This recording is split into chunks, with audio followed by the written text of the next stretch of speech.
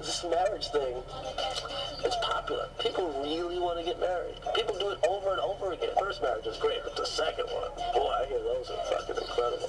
Third, whoa. You see a guy in his third life? Those guys are really happy. Those guys are like, yeah. You happily married? Yeah, I'm happily married. No, you're not. You didn't say it right. Are single women attracted to married men? The women are attracted to guys that can commit. Married men have proven they can commit. Now you throw in the fact that there's a 53% divorce rate. Why not just camp out? Just send a card or, call him on his birthday. You don't have to fuck around with him. Just let him know that, hey, when you're done with that shit, over here. So, what brings you around, Nikki? I was in the neighborhood, heard you worked in the area, thought I'd stop by and say hi. That's allowed, right? Yeah. Hi.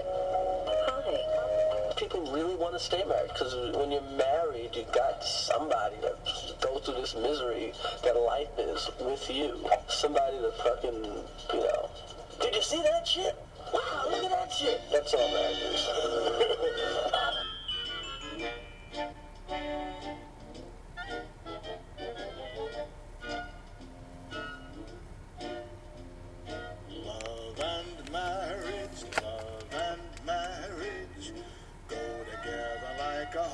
And carriage, this I'll tell you, brother, you can't have one without the other.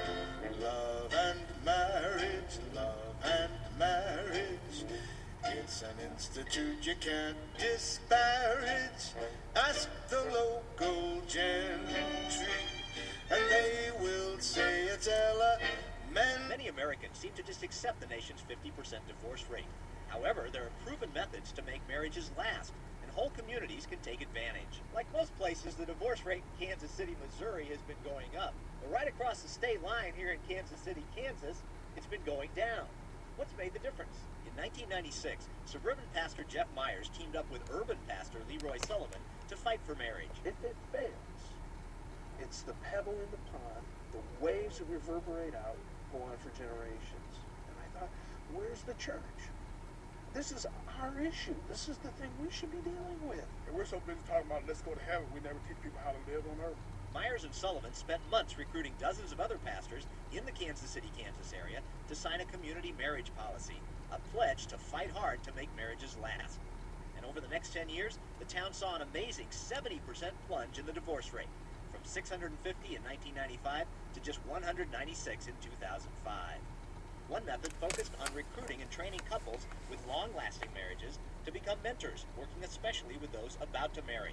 The DeFrieses have mentored for 14 years. You're using your years of experience, coupled with some training and listening skills and communication skills. The Llewellyns have mentored a dozen young couples.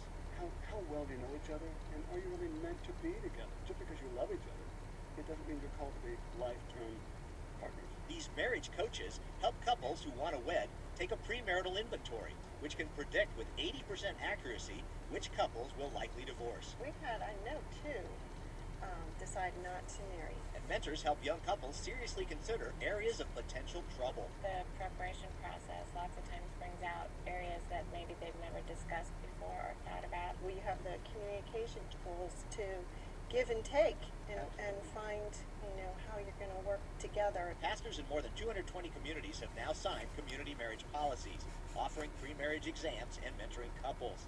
Mike McManus of Marriage Savers has championed these concepts for decades. Now he's pushing more ideas in how to cut America's divorce rate in half. The U.S. rate is triple that of France and Britain, and McManus thinks one big reason is because of the waiting periods for a divorce in those nations. You have to wait 5 years in one country and 6 years in the other to get the divorce. You know what happens in 5 years?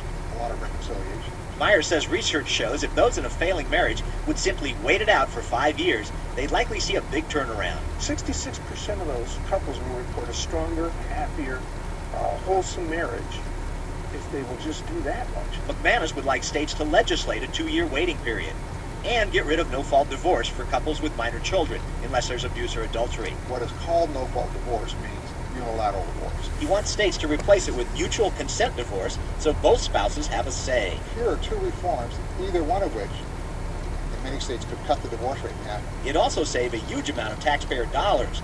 Taxpayers cough up $112 billion a year to pay the huge cost of families fragmenting. They're eligible for Medicaid and food stamps and earned income tax credit and subsidies for housing, daycare, and all that. That's what costs so much. Only 1% of married women are poor, but 24% of divorced women are. It's a devastating thing. Divorces within our communities, families, and the lives of our children, personally to societal. Which is why saving marriages could do so much for a society. I really believe what we're doing is making eternal benefits to couples down the road. Marriage is really the best solution for all the problems we have in our society today. Sullivan's only had a couple of divorces in his church since his fellow pastors banded together in 1996. And as for Myers Church, I have roughly 100 weddings that I've performed since then.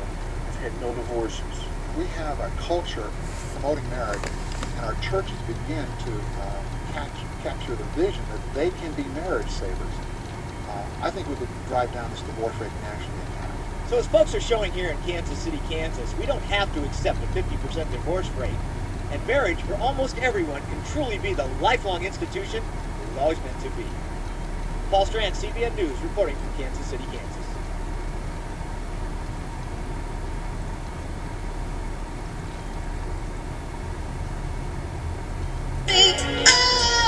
What's love got to do? It's got to do with it.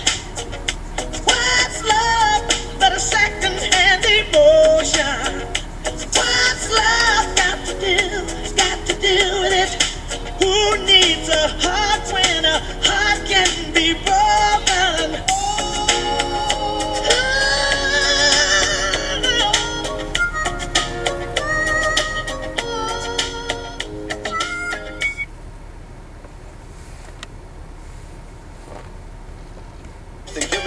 It's a turf war on a global scale.